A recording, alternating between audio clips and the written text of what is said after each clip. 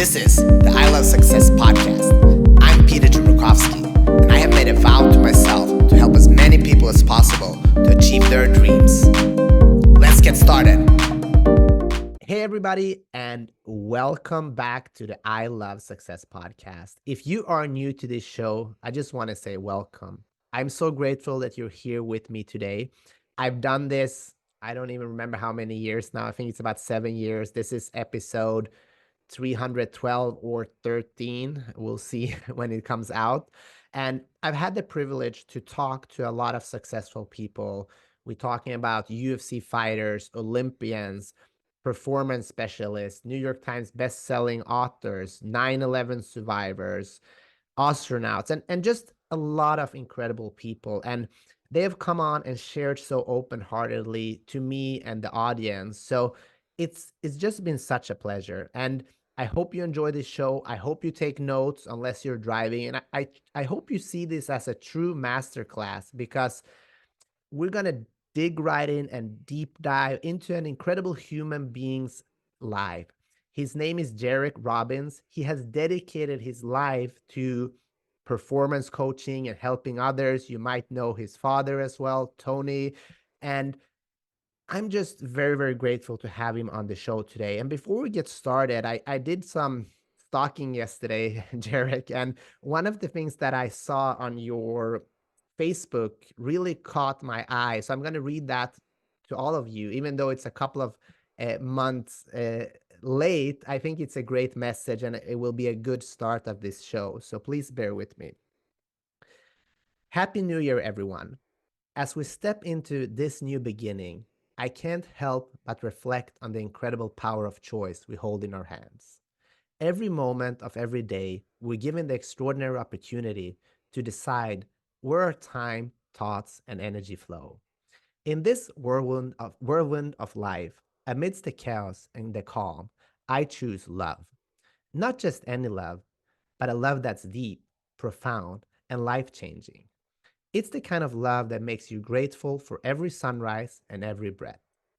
It's not just about finding that special someone to share your journey with, but also about nurturing the love within you and spreading it out in the world.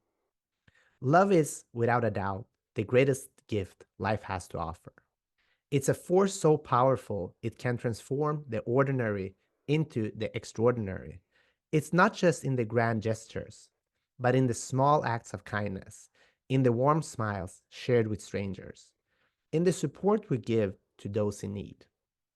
Love is in every moment of genuine connection, in every heartfelt connection, in every shared laugh and every shared tear. As we celebrate the dawn of this new year, let's also celebrate all the love that surrounds us.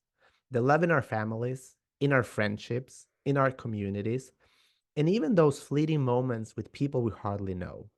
Let's commit to making this year a testament to love, to giving it, receiving it, and letting it guide our way.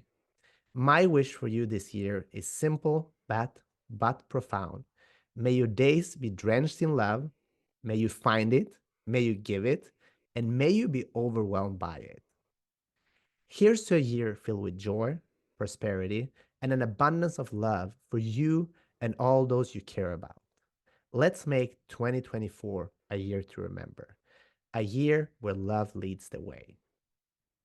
Welcome, Jairek Robbins, to the I Love Success podcast. Hey, thanks for having me. Yeah. That was a beautiful introduction. Yeah, I mean, most of the words were you. So thanks for taking the time to putting these together, and it instantly reminds me of something that my yoga teacher said: put your head in the heart. And I also read somewhere else that the furthest distance, the furthest 2 feet in the world can sometimes be between the head and the heart. So how do you choose love in your life? And can you just share uh, what that means to you, and how you come to that conclusion from your experiences so far? Sure. To me, love is practice. You mentioned yoga. Yoga's practice. You don't ever come off your mat and say, okay, I've mastered that, on to the next thing, because tomorrow you show up and your practice will be different than yesterday. Same thing with love. Love is a practice. It's the ability to choose love in every moment and every circumstance, regardless of what's going on around you. And love, I believe, is one of the forces that if you look at Earth, it's one of the things all of us have in common. And so, I've had the privilege of traveling. I think we've only gone to 40 something countries, my wife and I, which is a lot. And we have a ton of fun traveling and exploring the world. And we have active clients in 130 countries around the world, 131 maybe.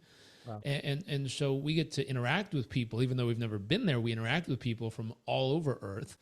And love is something all of us can choose to share with each other. And like I said, it's love is that smile to a stranger. Love is the acknowledgement of just seeing someone and letting them know, hey, I see you.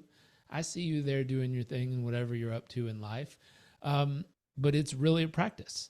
It's something where I can assure you every person listening or watching has had a moment where they feel unloving. Where that normally starts is to themselves. It's very easy. I've done seminars and trainings all over the world, and inevitably I'll have someone hold up their phone, put it in selfie mode, turn it to themselves, look themselves straight in the eyes, and just ask, what do you see? And it's amazing how much judgment, how much frustration with themselves, how quickly they can tear themselves down or pull themselves apart and see the flaws and the things wrong with themselves. And with enough work, you can recreate that. Someone told me, when a person gets squeezed, when they go through a tough time, all you're experiencing is what's going on inside of them. And so the people who lash out and criticize and attack and blame and get pissed and all this stuff, that's what they deal with all the time inside of themselves. I put up a post. Oftentimes the world tends to feel heavy for people who are feelers. They're feeling this heaviness of society. And my response to that is, I hope you heal. When people start throwing negativity, it's like, I hope you heal the part of yourself that you live with every day that has to deal with that festering from inside of you. Because if you're able to pour some love on that and heal it, I have yet to meet a person who's abundantly filling themselves with love every day that then viciously and maliciously attacks people throughout the day. They tend to care about people. They tend to help people. They tend to support people. And so I think if you want to get to that practice of love, it starts from within.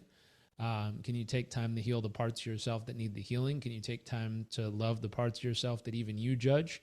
And eventually, when you can get to that place where you have a daily practice of it, you'll get to a point where that starts to overflow from yourself to the people and everything that's around you. Yeah, thank you for sharing that. And I mean, I believe that kindness wins most of the time. And I work in real estate, so there's a lot of sharks around in this industry, as many But other I'll stop industries. you right there. Yeah, Every single person I've ever talked to in every single industry says that about their industry. yeah, And so my thought is, we get more of whatever we focus on, we get more of whatever we reinforce. yeah, And so even saying that out loud, even though it might be an acknowledgement or an observation, yeah, not a statement, it reinforces it. yeah. So, And so I challenge people all the time when I hear stuff like that. I've learned to grab it out of thin air and be like, whoa, oh, why are we reinforcing that? yeah, I was at a conference one time with one of my friends, Marianne Williamson, and she was on stage and someone stood up to ask a question. He said, hey, to be the devil's advocate. And she said, stop right there. Does the devil really need another advocate?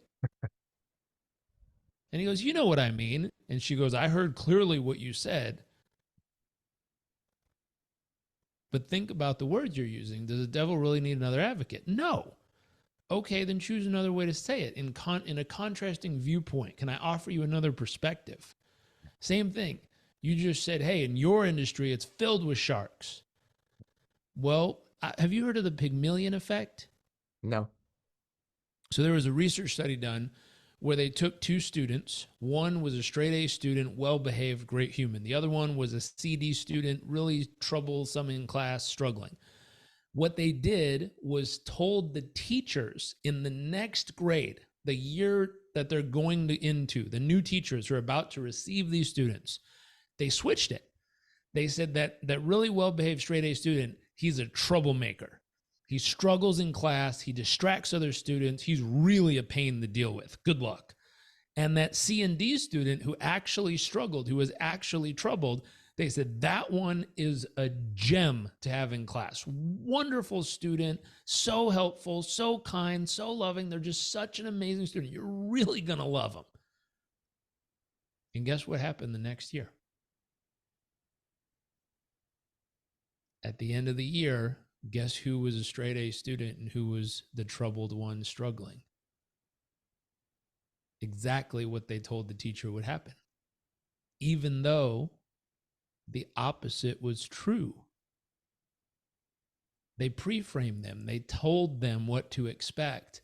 And now the teachers were looking for those behaviors out of those students. And the teachers actually helped bring those behaviors to life. When that straight A well-behaved student would accidentally sneeze, they'd go, "Oh, he's trying to distract us again. Will you please stop that?" Their filter, how they saw the world, what they saw the world through changed. And because their filter changed, they started to be able to see it everywhere. I don't know, growing up, did you ever have those books where you had those special glasses you put on? Yeah. And when you look at the page, it just looks like squiggly lines. But as soon as you put the glasses on, like, boom, you see the picture. Yep. All of us have that every single day when we go out and look at life. My question is, what have you trained your filter to look for? And so if you have an industry that you've trained yourself is filled with sharks, all that means is you've dialed your glasses in that when you put them on and look at your industry, all you can see is sharks. And so that thought of, are we paying attention to what we're saying? And are we realizing what filter we're creating on how we see the world? You mentioned you were a champion in martial arts. If I pre-framed you, the person you're about to go against has broken the legs of the last 12 people they've ever been in competition with. And they're mean, they're aggressive, they cheat. They're probably going to be really, they're going to do all kinds of sneaky stuff. If I was telling you this about this person, you're going to go in with a certain frame of mind looking for how this person is unjustly participating in the sport. And so it's the same thing. We got to remember how we train our brains. And I have heard that comment before. It's why I call it out, because I'm guessing if you have lots of others in your industry who listen to this, you need to start updating the filter. Otherwise, you're reinforcing and actually participating in creating more of that, which you probably don't want more of in your industry. I mean, Jairek, first of all, thank you for calling me out. I love that, and that's how we grow. And it's it's interesting that our lenses. I see myself as a highly, evolved human being and performer, but You do I this work. still make these mistakes all the time. So how do Everyone we does. change that It's a state? practice. It's a practice. Yeah. So how do we practice it? What do we do? Catching it. Yeah. Catching it. So, if we talk about emotions, someone says, I've worked on my emotions so much and I've become so strong and powerful in my emotions, but why am I still having a bad day? It's okay. We're human. Yeah. Why are these sharks still finding you in your industry? It's okay. You're human. And so that's the human aspect of life. Life is going to give you the opportunity. I saw this beautiful, I think it was a clip from a movie with Morgan Freeman, and someone was talking to him and said, hey, you prayed for patience. Do you think you're magically just going to get patience, or do you think life is going to give you an opportunity to practice patience? You paid for strength. You prayed for this strength. You think you're just going to magically be strong, or life's going to give you an opportunity to be strong? You prayed for courage. Do you think you're just going to magically have courage, or do you think life's going to give you an opportunity to have some courage and practice it? And so what I would ask is, what is life giving you the opportunity to do if it keeps presenting you the same thing? Someone told me you either evolve or you revolve. And so you're either going in circles, repetitively getting the same lesson handed to you over and over and over again, or eventually you learn that lesson and you can move through it. And so if this lesson keeps presenting itself, what's the lesson that life's trying to serve you up? And are you ready and willing to actually learn it? Or are you still trying to avoid it? Let me ask you this, Jerry. How did you get started on this journey of, helping others and making this, a big dedication in your life?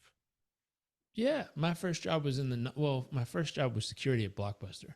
But my first real job, like serious adult, I was 18 job, was in a nonprofit. Yeah. And so I love the nonprofit work. I think it is the coolest field on earth. There's only two things I didn't like about it. One, the paycheck.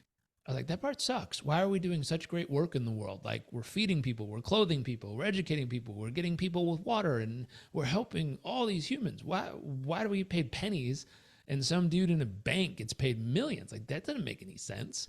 Like, what is he doing? And that thought didn't make any sense to me. It was like, okay, there's got to be a way to earn a better income than the nonprofit funds that are available.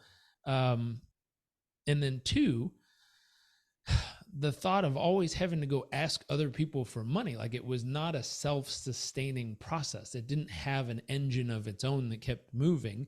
It was a constant sprint to go find someone who is willing to be generous enough to give us, 12 more months or 12 more years of runway. I think that doesn't make sense either. Yeah. I crossed paths with a friend of mine who actually started in Bain Consulting. He did not love the Wall Street consulting world. And so he took a sabbatical and with $25 went and started a nonprofit, or an organization that has built 600 schools around the world in underdeveloped regions. And I was like, that's cool. Like, you didn't run this like other groups in this field, because other groups struggle to build 5 schools or 10 schools or 20 schools. How'd you build 600? That's amazing. And you didn't just build them and leave them. You built them and continue to fund and support them. Like, how did you do this? And he drew 2 circles for me. And he says, if this is circle 1, and he drew like a dollar sign, and he goes, this is the thought process and psychology of Wall Street. Very smart people when it comes to money and business. And then he drew another circle, and he put a big heart in it. And he goes, this is the nonprofit world. This is the caring, giving, kind, generous part of the world.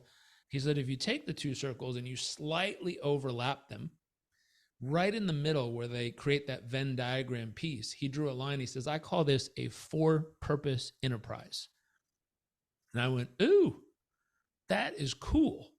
He said, exactly. We run a highly profitable, high margin business that allows us to take that margin and reinvest it into the people and projects that really matter to us.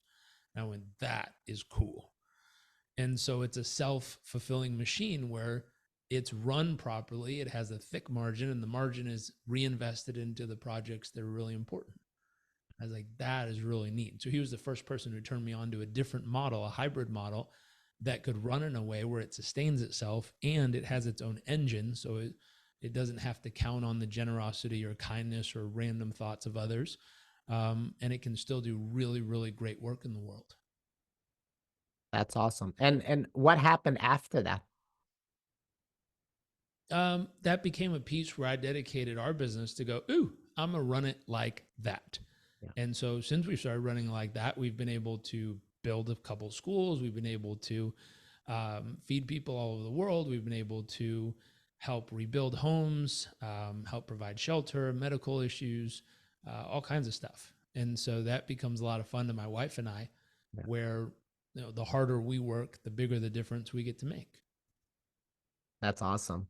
And when it comes to performance and living a life with love and a good life, what in your experience are the common barriers that most people face, and how can we combat them? Um, well, let's make this more real. What are some of the challenges you face? Yeah, I mean, I would say we talk about it. Sometimes I say things that just because it's something that I keep saying. Let's say there's sharks in the industry, and I believe kindness wins. But maybe that's just something to a saying. Maybe everybody wants to to be kind and do the right thing. So I think that's kind of reinforcing. I think it's sometimes I love dreaming big, but there's sometimes it's still there's something stopping me to hit, to go through the ceiling. Yeah. That's another thing. Well, let's start there. So if you're dreaming big, but something's stopping you, what's stopping you? I don't know. If you did know, what might it be? I don't know. I'm thinking I can take my podcast as an example. So like my goal is to help, at least 10 million people to go after their dreams, but I'm not there yet. Pause. Yeah. Why 10 million? Uh, 10 million came about when I had a Navy. My first goal was to help as many people as possible to achieve their dreams. And I met the Navy SEAL on my podcast very early on and said, uh, that's a great goal, but it's very hard to measure. Uh, It's true. my goal Which is Navy to help. SEAL? I know a few of them. Uh, what's his name? Mark. Mark Divine? Mark Divine. It's Mark Yeah, Divine. Yes. Mark's Uh, great. yeah. So he said, my goal is to help 10 million people. Why don't you make that a goal so you have something to fight for? And I thought about it and I said, I think that's a worthy goal, because I'm from Sweden and the country of Sweden is about 10 million people. So it Cool. felt like a very cool accomplishment, Mhm. to aim for. Yep. And so that thought of wanting to reach 10 million people, and what would it mean to you personally if you were able to do that? It would be it would be a great feeling to know that I've had, an impact on, a person's life through this media format. Maybe somebody in a different country that, didn't know me, that are struggling with something, but for some reason, come across, for example, this show, listens to it, and that it has a profound impact on, the trajectory of their life. That would warm my heart. Yeah. So it mean it would warm your heart. What else would it do for you? Uh, it would boost my ego. Sure. Yeah. So it would warm your heart, boost your ego. What else would it do? What else would make me happy? Mm-hmm. It Make you would uh, happy. it would make me feel, joyful in life. It will make me feel that I'm doing something of purpose. Mm-hmm. Yep. And why is that important? Uh, why is that important? Because I love helping people. Mm-hmm. And so what Mark was saying, there's two pieces. There's outcome goals and there's process goals. Outcome goals are an end result we're looking for. Process goals are, mapping out the journey and having a goal about the process. And so if I could add to what Mark shared with you, having the outcome goal of 10 million people is awesome. Yeah. Having a process goal of what you just shared, I love the process of doing this. I love what transpires in these conversations. I really enjoy how this comes together. I would feel happy and as if my life has meaning and purpose if I was able to reach those people when they needed it. Yeah. I was like, oh, how cool. And so that piece of the 10 million didn't have any specific like, oh, that number is because, and it had this Yeah. deep, resonating purpose. It was just a number. Yeah. But the process of it, that means a lot to you. That brings fulfillment and purpose and joy into your life and happiness. And it's like, that's very cool. So you have an internal reason why that part is meaningful to you in the process of doing it, which is why you're probably consistent. You're up to 300 and something episodes because there's a process of enjoying it itself. Now, what's interesting is if you were to take that and connect it to something much larger than yourself, you would find a new level of inspiration or motivation that you probably haven't discovered yet, or you might have bits of. Yeah. I'll give you an example. We train performance coaches. So we train them. We've trained some of the best in the world, from former special operators in the armed forces, NFL athletes, Olympians, big corporate people, people from McKinsey and all these other corporation or consulting firms. Like we've trained some incredible humans on performance coaching. And I thought about it and I was like, if we really want to expand our message, if we really want to reach more people, how do we do it? And I was like, well, a friend of mine, who's a business partner of my dad's and someone I met a bunch of times, he said a lot of people, he's in the startup world. So a lot of people come to Silicon Valley and are in his space. And you get these young people starting a new tech company and you ask them, like, what are you doing this for? And often they'll be like, I want to make $100 million or I want to make $1 billion. Like, I want to build this booming enterprise that provides lots of jobs and makes a ton of money for me. And he says, if you get more focused on how you can make a positive difference in 1 billion people's lives, the money will take care of itself. You just need to find a problem 1 billion people have that you can actually solve for. And I like that concept, being focused on how do you actually help 1 billion people instead of how do you try to make $1 billion? How do you give, and the receiving will take care of itself. And I like that concept. And I said, well, wait a second. If you were going to reverse engineer, what are the biggest problems on earth that exist?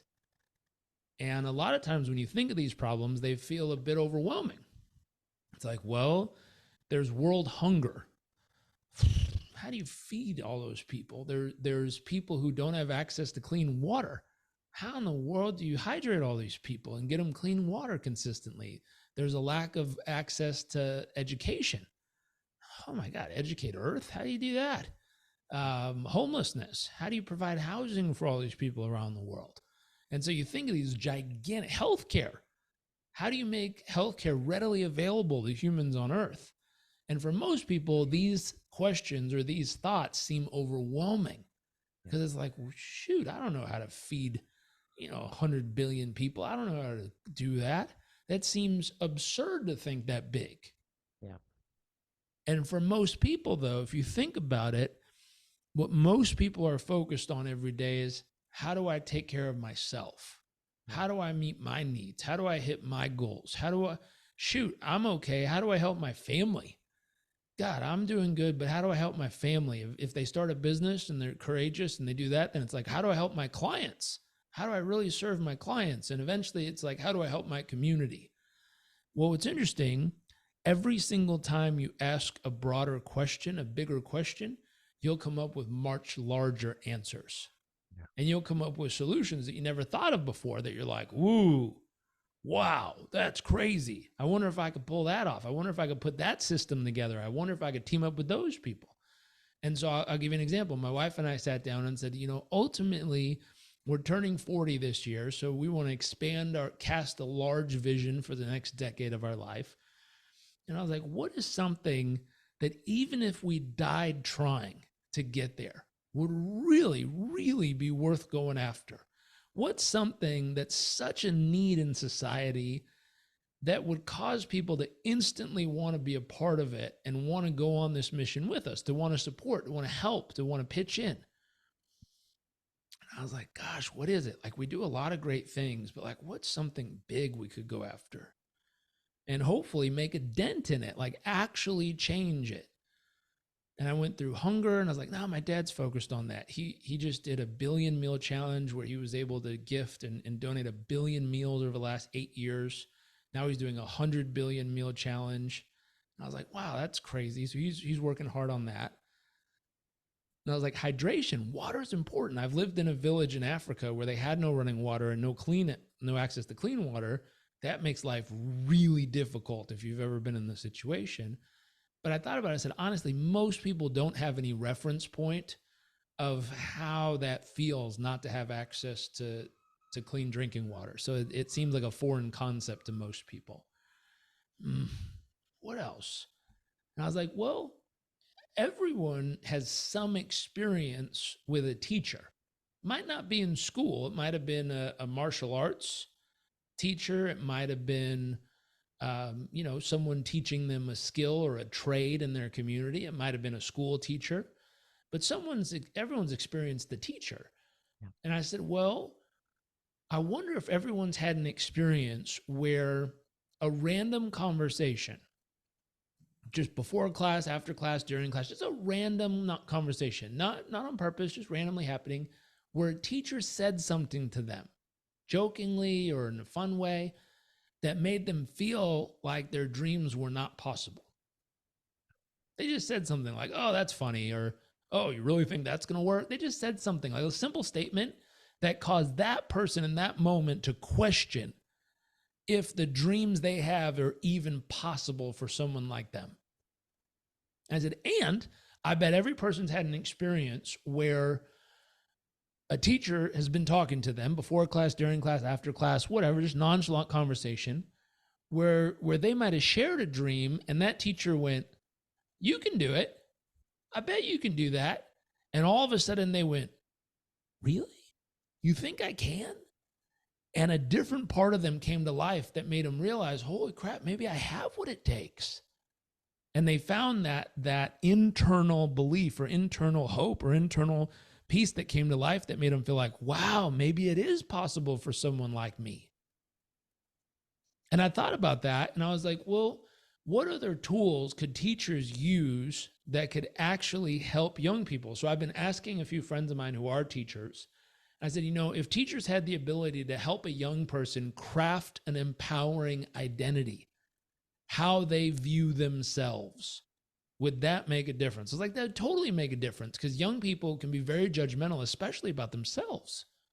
Yeah. So if a teacher could help a young person craft an empowering identity of who they believe themselves to be, I said, young people are going to face limiting beliefs. I don't know if I can do it. I'm scared. What if it doesn't work? Well, what if a teacher could help a young person craft empowering beliefs to offset some of the negativity or limitations in their own head? What if a teacher was able to give critical feedback? What if a teacher was able to provide a framework so that young people can make powerful and empowering life decisions? And I kept going down the list of all the tools we teach, and we generally just teach them to coaches. Yeah. And then this idea spawned where I said, well, you know what? What if we were able to reach 1 billion young people every single year with coaching tools like this at an early enough stage or age in life where it actually causes them to grow up with this kind of support, guidance, and insight? I was like, that would be cool. And then I was like, 1 billion young people. How do you do that? And my brain was like, I don't know. I was like, okay, Google. How many students does the average teacher have in their class? 25. Well, crap, we would need to get to 40 million teachers. And teachers can't afford training like this, or rarely. Like, they don't make enough money to pay this kind of money to get training. So I'm like, okay, we're going to have to gift them the program.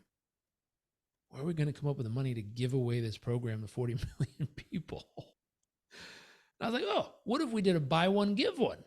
So that every time someone enrolls to learn these tools for themselves, we'll actually ask them if they want to pick a teacher, and we'll gift them coaching tools for teachers. I was like, that could work. And then we can get corporate sponsors and stuff like that who want to pay for 100 teachers to get access to the program, or 1,000 teachers, stuff like that. We can find other ways to do it. But I love the buy one, gift one. I was like, man, every single person who does it. And then I went back to that thought where I was like, 1 billion young people.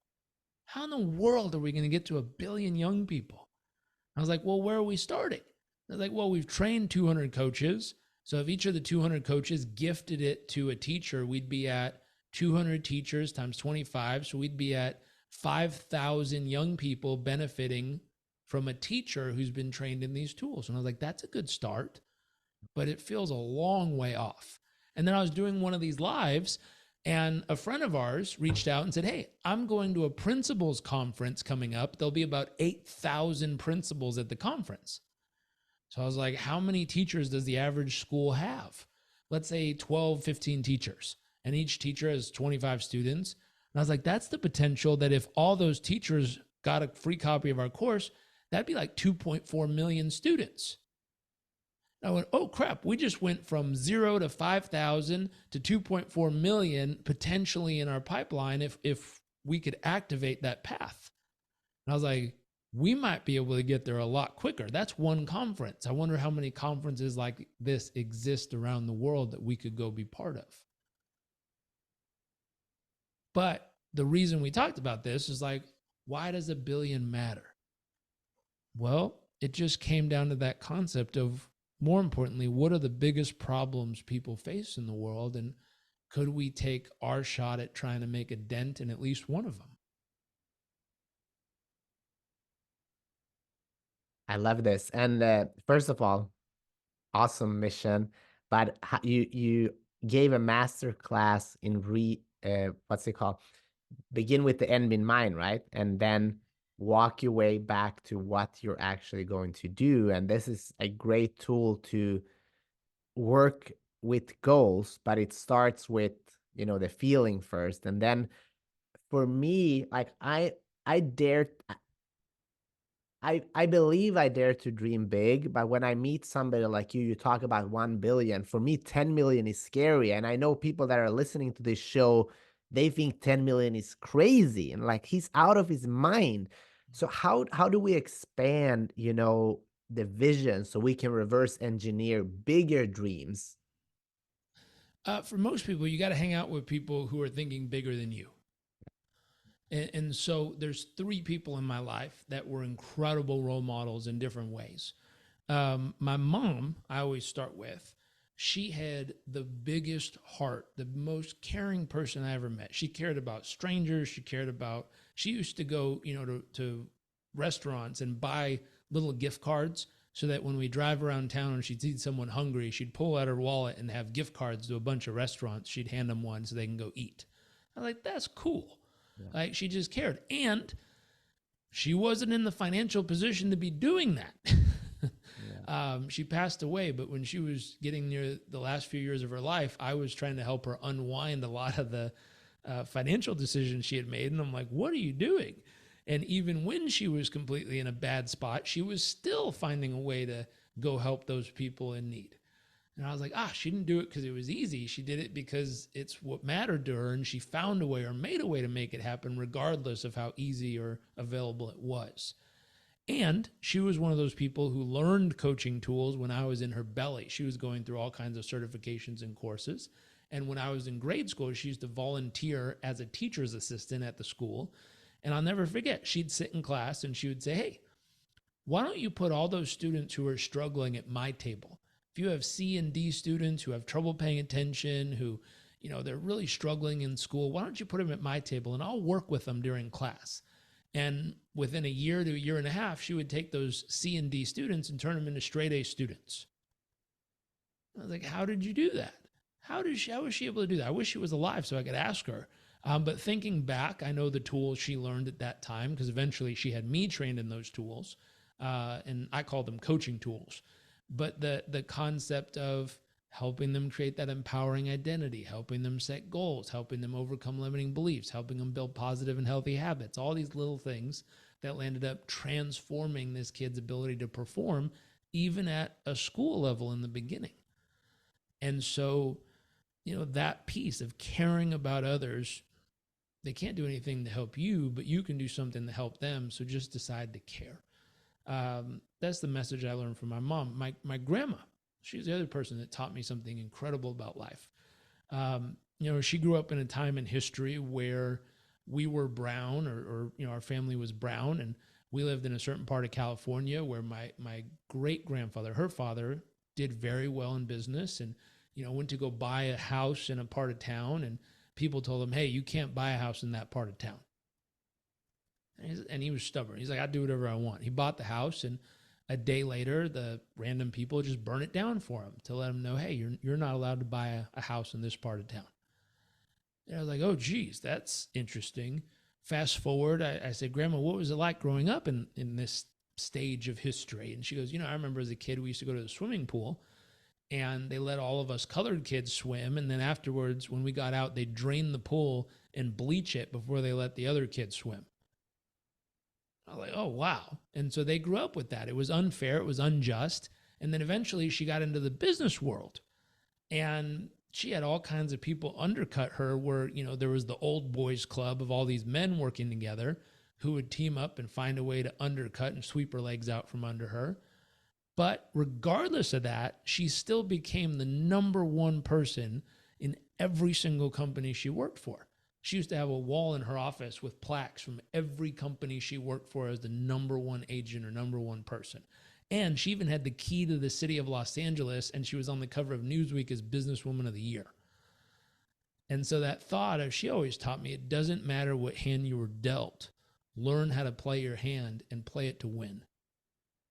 And I was like, oof, I love that. Doesn't matter what hand you were dealt. Take the cards you have and figure out how to win with what you do have. And she did. She was a living example of that. And then the third person was my dad.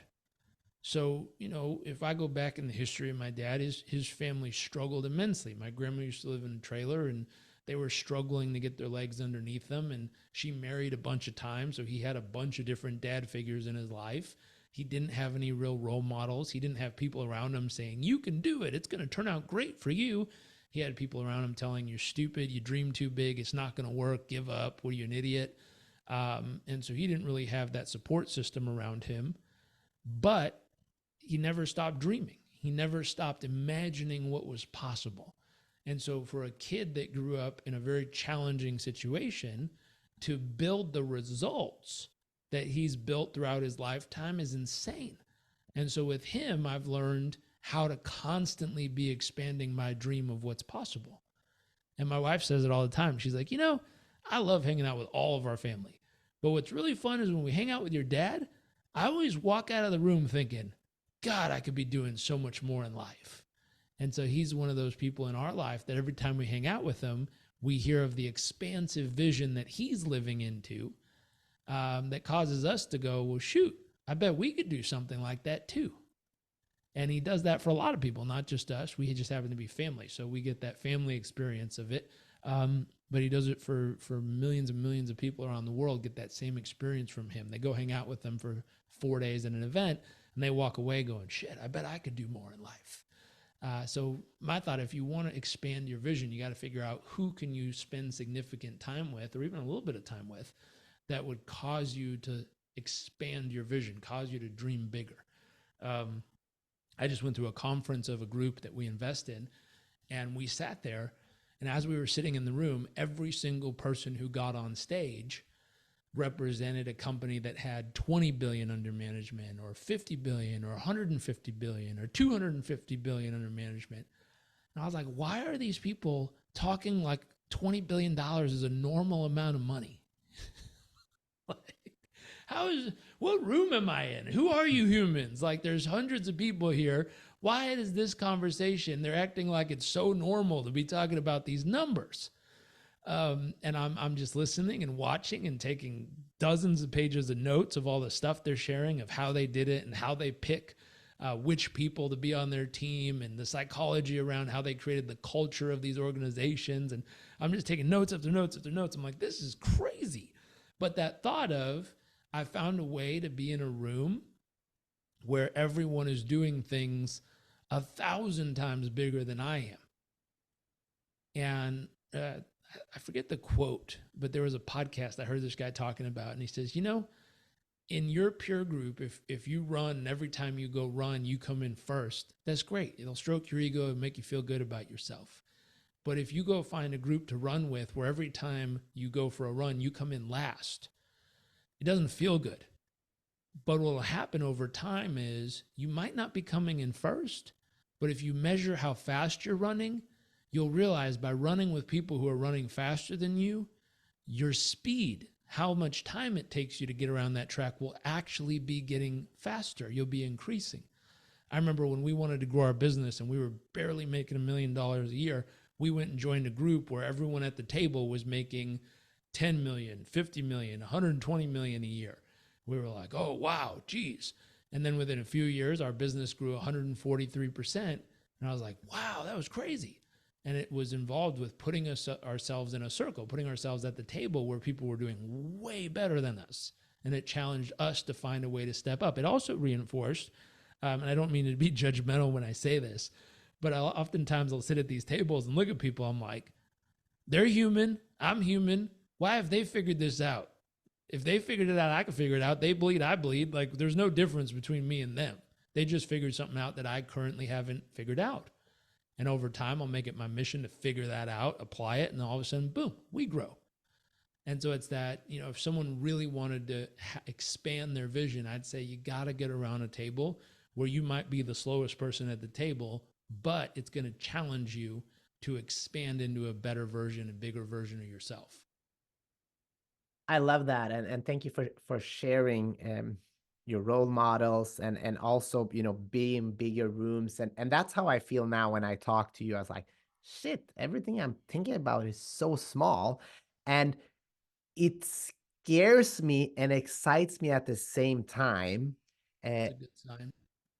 but the one feeling that I wanted to kind of talk to you about is I experienced it, and I know a lot of people are experiencing it. When you're in that realm where you so small, it takes it makes you a little bit, it makes you uncomfortable. It doesn't make you as happy because now you got to really put in the work, and it makes you feel sometimes like, how is this even possible? So what do you want to say to me and other people that are like, whoa, this is exciting, but at the same time is like, shit, I don't know if I can do it. Yeah, get a coach. Yeah. That's like a runner for the first time Yeah. walking around the Olympic Stadium and looking at everyone on the track going, wow, they're really fast. Shoot, I don't know if I could run that fast. Get a coach. Yeah. Like, if you want a chance at running that fast, they have a human body, you have a human body, they run, you run. You're going to have to get someone to train with every single day who knows how to train for Yeah. that specific sport and can start helping you to see the things you need to see and do the practice you need to practice. And the different types of coach matters. If, I wouldn't go hire a swimming coach to learn how to sprint, and I wouldn't hire a sprinting coach to learn how to swim. So make sure you're getting a coach who specializes in the thing that you need to figure out how to do to level up and really step into that next version of yourself. Awesome. One thing that I really, love about you, the little time I got to know you, and also, looking what you're posting and things, like how much support you give to, the people around you. And I saw you've been posting so much about this book, which I'm about to start reading. And it's just exciting that you have that heart. And I think in our lives, it's so important to support the people around us. uh, can you just share, as far as you talked about your father and what are some of the tools he have taught you in this space that have helped you elevate? Yeah, no, those are family secret. I can't share those. Yeah. I'm just kidding. If you find me on social media and listen close enough, you'll hear tons of them. Yeah. We share them all the time. But the truth is, if you want to be able to help another person, you Yeah. have to figure out how to fill your own cup. You Yeah. have to get the right routines in place and the right habits that allow you to be abundantly full and overflowing. Yeah. Once your cup overfloweth, once you're doing the work internally and now it's overflowing, you'll naturally start to help other people. I've become a father in the last 3 years. So I have a young son. He's 3.5, turning 4 soon. Congratulations. Thank you. And what's fun about him is he watches more of what I do than what I say. And so if you want to help other people, the first person you got to start with is yourself. If you start doing the right things, if you start having the right habits, if you start building the life you dream of, if you start doing the things that you really want to do, you become a beautiful example showing them what's possible. I wrote on the back cover of my book, everyone you meet in life is either a warning or an example, a warning of what not to do or an example of what to do. As I aged a little, I realized every one of us is both an example and a warning. If you look closely enough at all of our lives, you'll find something that's a big ass warning of what not to do. And if you look closely at all of our lives, you'll find something that's a beautiful example of what to do. All of us reflect those qualities into the world every day.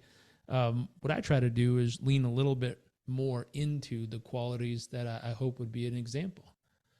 And the neat part is we've never met, but beyond this conversation and chatting a little bit, but you've picked up some of those qualities through observation, which means, hey, I'm leaning pretty strongly into those qualities that I think the world needs more of, and therefore I'm pushing those qualities of myself up to the surface, and they're rippling around the world and finding people like you and nudging you and saying, hey, look at these qualities someone's showing you. Do you want more of these in your life? Are you willing to do more of this yourself?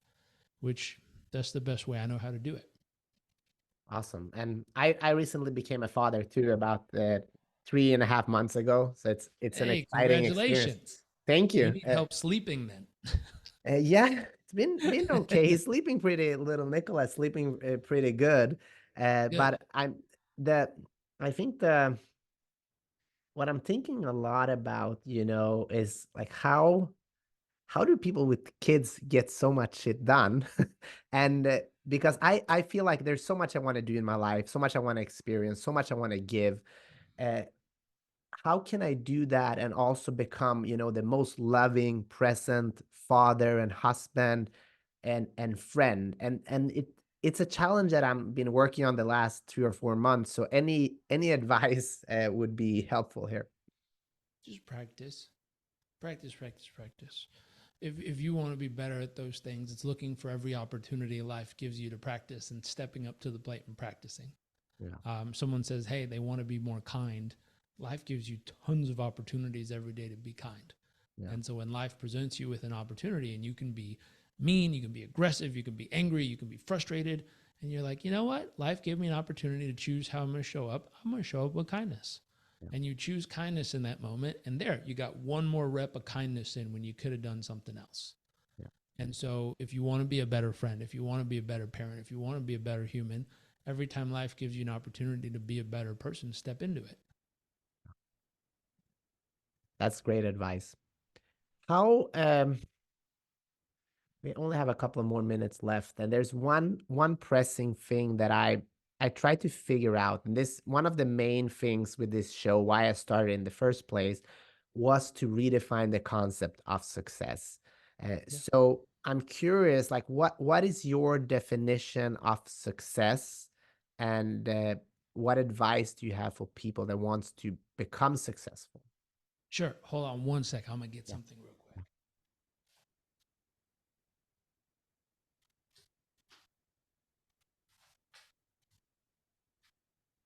So I have these over on my shelf. Um, Traditionally, this is kind of the version of what people show success looks like, Yeah. you know?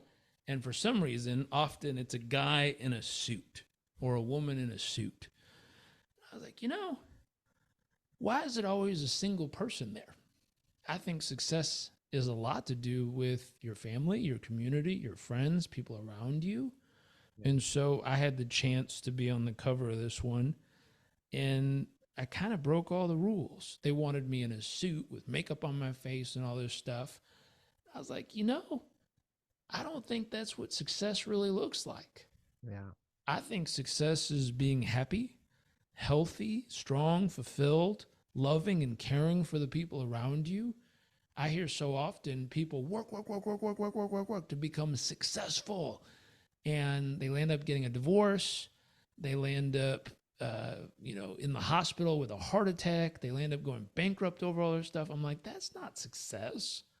Yeah. So that thought of having a single person by themselves with caked makeup on their face in a suit saying, I am successful. Like, yeah, that's great. Good for you. I don't think that's really what success is. I think success is a whole human approach. So success is being healthy, being happy, having great relationships, caring for your community. And behind every human being that's successful, there's usually a team of others who are supporting them in different ways, and they're supporting, right back. And so putting my wife and son on there with me, my thought, a friend pointed it out. She went and made a video, and she's like, did you know in 125 years there's never been a family on the cover of this magazine? I was like, I did not know that. Wow. And so I was like, that's interesting. Success to me is my family. Success to me is my incredible relationship with my wife that her and I practice every day to keep in the place that it is. Successful is our community, all the people we reach and talk to and hang out with every single day. We're trying to do trainings every day now, just little lives. Um, Success is our ability to reflect great information and tools and strategies out to them. And you could only imagine how many messages and notes we get every single day from people saying thank you and you helped me. Um, a long time ago, I used to have goals when I was creating these platforms where I'm like, I'm going to reach 1 million people or this or that. And where things really took off, if you kind of want a little secret to success, was I sat down and I was like, what is the real point of doing this? I wrote a book and I wanted to be a New York Times bestseller because that would make me feel good. And it didn't do that. It sold, I think it sold 20, 30,000 copies or something like that, which isn't a big deal in the world. Average book sells 1,500 copies. So I did way better than average, but nowhere close to what I thought would be possible. And I was a little disappointed in that. And then I remember one day I got a handwritten letter from an airman that had been deployed and came back home and was struggling with PTSD. And the letter said, Dear Mr. Robbins, for the last week, I've had my fireman in my mouth every night wanting to pull the trigger, thinking I couldn't live like this anymore with what I'm challenged with. Someone gave me a copy of your book and I read the first couple of chapters. And I just wanted to say thank you for reminding me of my reason of why I want to keep on living. Thank you for that. I was like, okay, that book didn't do what I hoped it would have done, but it did what it needed to do. And so I changed my approach. I said, what if my approach was to reach the people who need it most at the exact moment they need it with the message they need? I don't know who they are, where they are, what they're going through, but I hope this message finds them in the exact way they most need it. And all of a sudden, the game became about my drive to just put something good into the world every day, knowing, and I say a little prayer, hey, I hope you go find the person who needs this most. And people share it and it ripples and someone sees it and goes, that's cool, and reshares and reshares and reshares and reshares. And eventually, I don't know who or which one of them is going through something, but it seems to land in the hands of the person who absolutely needed it in that very moment. And so we get messages like that from all over Earth saying, thank you, I needed to hear this, or this one was really the thing that I needed today. And that's a blessing. Yeah, what a great way of reframing it. Um, Jairek, I know you have to leave. I just want to say thank you so much for taking the time, for responding to me right away, and just say, "Hey, let's do it." It warmed my heart, and it's really meaningful for me to have this conversation with you. I needed it, and I'm sure a lot of our listeners and people watching will need to hear this message. If people want to connect with you, work with you, where's the best way to find you? Um, Probably go to jarekrobbins.com. That has, you can join our newsletter. We send out little weekly micro trainings. It has access to Performance Coach University. If you want to help us to try to reach that billion young people through coaching tools for teachers, just go to Performance Coach University. We have other business growth programs, and we have also other life coaching programs as well you can find on there. Awesome. And thank you, everybody listening and watching this show, asking for an hour of your time in 2024. It's a big ask, but I'm sure you got a lot of value. I would encourage you to go back, rewatch, re-listen, take notes again, and hear it again. And because I know every time I listen to something two, three, four times, I pick up something new. And I made tons of notes. I'm gonna go back myself, and I'm just excited to share this with the world. If you enjoyed it, help me help more people by sharing it. Give us a review, and just reach out to us. I'm on Instagram. I know Jairek is on Instagram as well.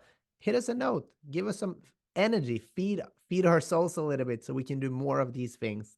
Thank you so much, and I'll talk to you soon.